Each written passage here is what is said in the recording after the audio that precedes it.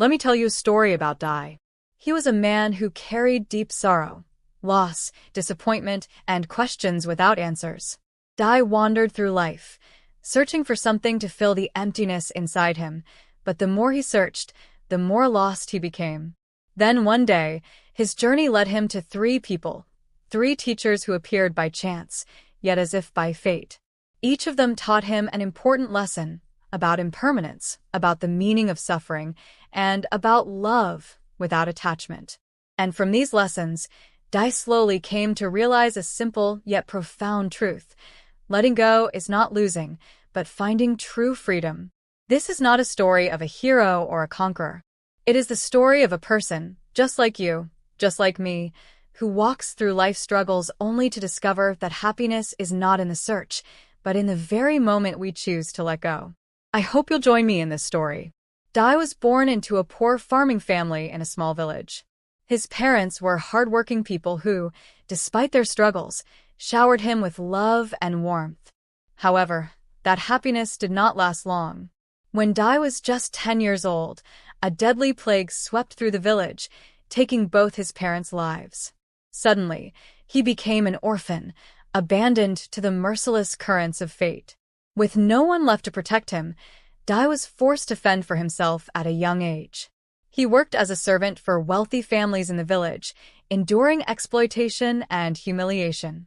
Hunger became a constant companion, cold nights stretched endlessly, and the scornful gazes of others hardened his heart. He often wondered, why is fate so cruel? Why do others have families and warmth while I am left with nothing but pain? As he grew older, Dai married a kind-hearted woman, hoping to build a new home where he could finally find the love he had lost. But once again, life was merciless. Failed harvests, barren lands, and endless poverty pushed them into desperation. Every day, he worked to the brink of exhaustion, yet it was never enough. Hunger gnawed at them, and the love between him and his wife began to fade. Then one day she left. She walked away with a wealthier man, leaving Dai alone with the bitter taste of betrayal. At that moment, Dai truly broke. He had nothing left, no family, no love, no money. Many nights, he sat by the river, staring at his own reflection on the water's surface, wondering if life had any meaning at all. If everything I love can be taken away, then what is the point of living? Pain consumed him, turning him into a bitter man. He cursed fate and resented the world. To escape reality, he drowned himself in alcohol, letting his life drift like a leaf caught in a raging river. But one cold night, as he lay drunk by the riverbank, Dai looked up at the starry sky. And in that moment, he realized something. No matter how much suffering he had endured, the sun still rose every morning, the river still flowed, and the wind still whispered through the abandoned fields. A new thought began to form in his mind. Maybe the problem wasn't fate. Maybe the problem was within himself. Maybe he had never truly understood life. With that thought, Dai made a decision. He would leave his village and set out on a journey to find answers to his suffering. He had no idea where he was going or what he would discover, but he knew one thing. If he remained as he was, he would forever be trapped in the darkness of his own despair. Dai left his village with nothing but his determination to find the answer to his suffering.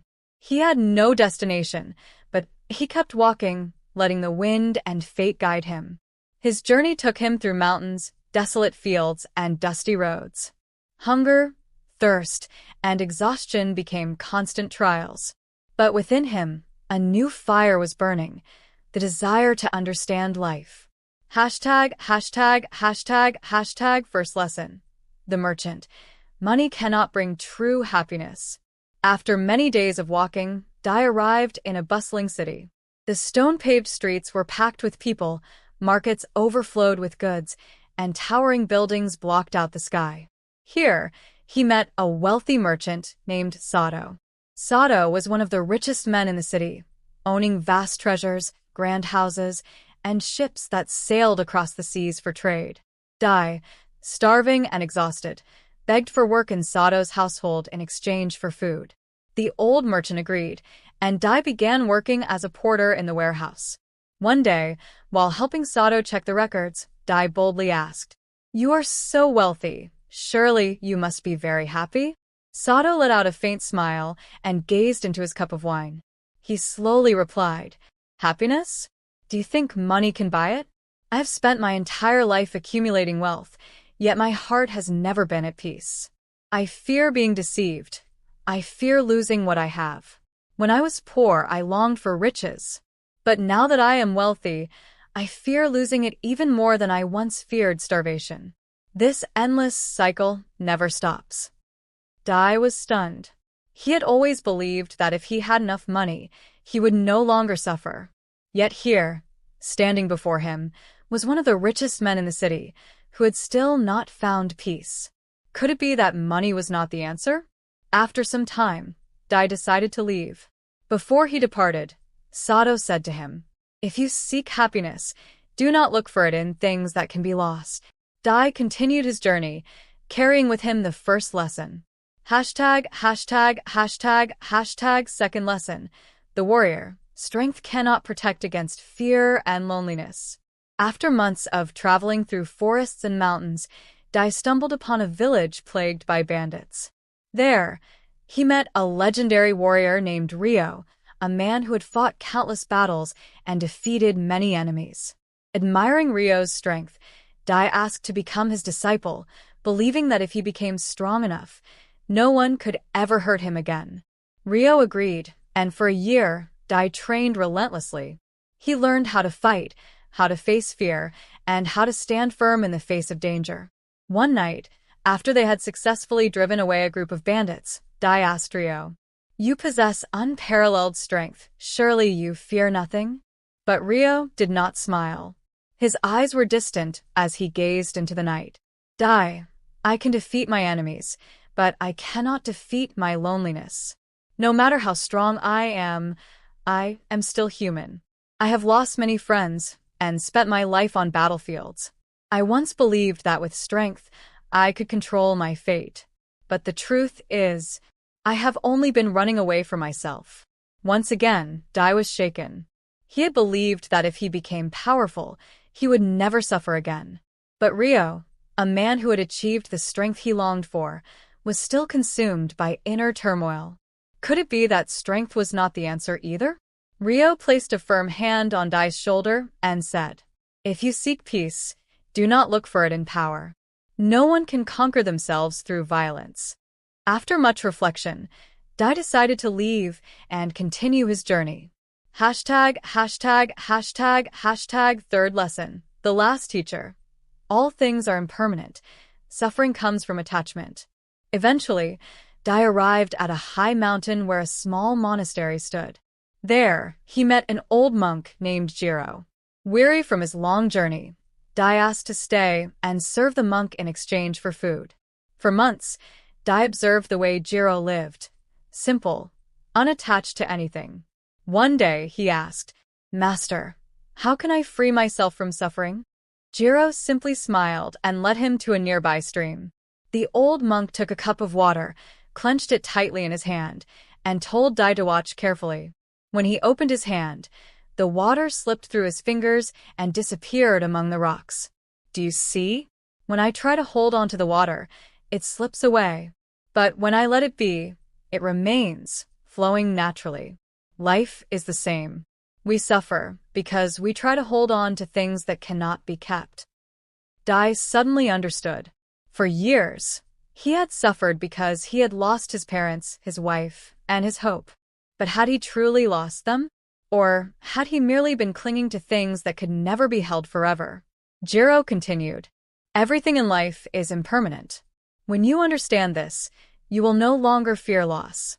Nothing truly belongs to you, so nothing is ever truly lost. When you let go, you will be free."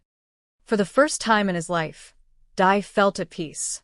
He stayed at the monastery for a while, then decided to return to his village. But this time, he was no longer the Dai of the past, a man chained by suffering and resentment. He had learned that happiness was not in wealth, not in strength, but in letting go. Dai returned to his village and lived a life of tranquility, no longer seeking happiness in the external world. For now, he had found it within himself. Dai descended the mountain with a heart lighter than ever before. The words of the old monk Jiro echoed in his mind. Everything in life is impermanent. When you understand this, you will no longer fear loss. For years, Dai had lived as if he were drowning, struggling against the waves of suffering, trying to hold on to things that had already slipped through his fingers, his family, his past, his longing for security. But now, as he walked down the mountain path, he no longer clung to the pain. He let it flow through him, like the wind moving through an empty valley. However, understanding is one thing, truly realizing it in the depths of one's soul is another. Dai still had more to experience. #, the village of ghosts. As he traveled, Dai came upon a ruined village. The houses were abandoned, the wells dried up, and the air was heavy with silence. He asked an old woman who was passing by, and she told him, this village was once full of life, but disease came, and now only the dead remain. Dai entered one of the houses. The floor was covered in dust, and old bowls and spoons lay scattered as if their owners had left in haste, never to return. He walked through the empty streets, feeling the presence of lives that were once here but had now faded like footprints washed away by the tide. Sitting on the steps of a ruined house, Dai closed his eyes and breathed deeply. He imagined the laughter of children, the warmth of family meals, the worries of the villagers about the coming harvest. Where had it all gone? Only silence remained. In that moment, he truly saw the nature of life. Everything arises, everything passes away. The village had flourished, and now it had disappeared. The people had lived, and now they were gone. He, too, would one day fade like a footprint in the sand. And yet, strangely, instead of fear, Dai felt peace. He realized that clinging to existence was like trying to hold on to smoke. Everything is already flowing, changing, disappearing, whether we resist it or not. He whispered to himself, there is nothing to hold on to, because there is nothing that stays the same. Returning to his childhood home. Months later, Dai finally arrived at his old village. He stood at the edge of the familiar rice fields, watching the wind ripple through the golden stalks. He had left this place in deep sorrow, carrying only grief and anger. Now he returned with an open heart. The small house where he grew up was still there, though the roof was more worn than before. He walked inside and ran his hand over the wooden table where he had once sat with his parents. The air smelled the same, but his parents were no longer there. Dai sat down and let the memories flow through him. He saw his mother's gentle face, his father's strong hands, the warmth of their love. He had spent years grieving, believing that their absence had left him empty. But now, he realized something. They were never truly gone. They had always been here. Not in the form he once clung to, but in everything around him, in the way he spoke, in the way he loved, in the way he saw the world. Their love had never disappeared, it had only transformed. Tears welled up in his eyes, but for the first time, they were not tears of grief. They were tears of acceptance. Nothing is truly lost. Everything just changes.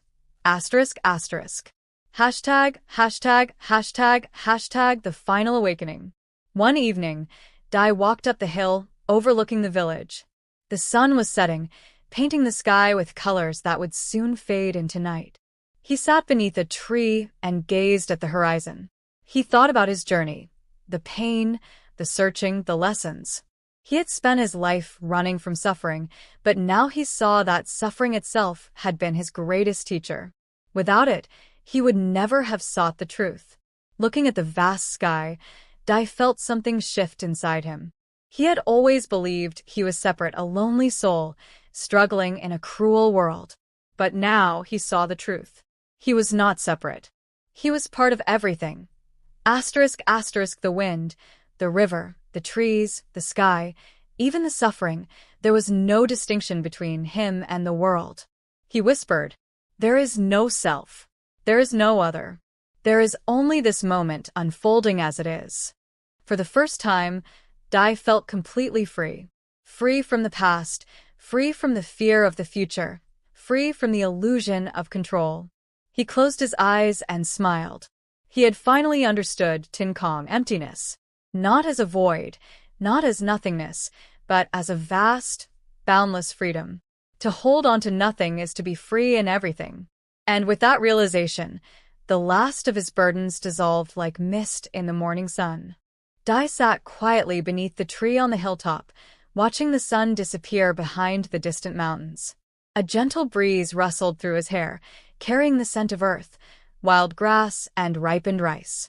Everything was the same, yet nothing was as it once was. He had once wandered across lands, searching for something to fill the void in his heart, a revelation, salvation, something solid to hold on to. But now he searched no more. There was nothing to seek, for nothing had ever been lost. Dai recalled the years of suffering, the days spent trapped in the shadows of the past. He had once believed that if he could turn back time, if he could alter fate, then he would finally find happiness. But now he realized everything had happened exactly as it was meant to. There was no mistake, no injustice.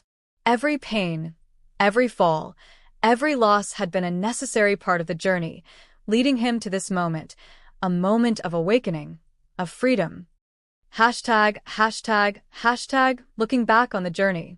Dai closed his eyes and thought of the 3 teachers who had guided him.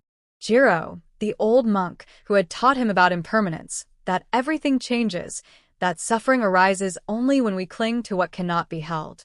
The lone swordsman, who had shown him that struggle and hardship were not obstacles to peace, but rather the fire that forges true serenity. Without darkness, one would never recognize light. The widowed woman, who had lost everything yet could still smile at life, who had taught him that love is not possession but the act of giving without attachment. These 3 teachers, these 3 lessons, had helped him break free from the chains of his own mind. Hashtag, liberation. Dai opened his eyes.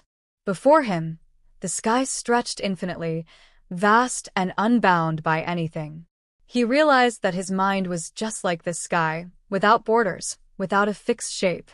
Once, he had thought of life as a series of predetermined events, a path with a beginning and an end, where he was merely a lost traveler trying to find his way.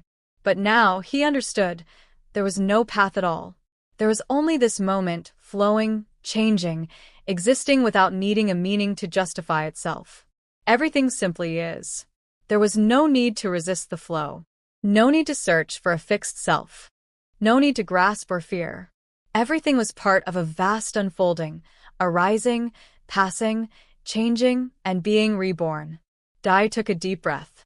He felt every breath clearly. Inhale, exhale, simple, just like life itself. There was nothing to fix, nothing to hold on to.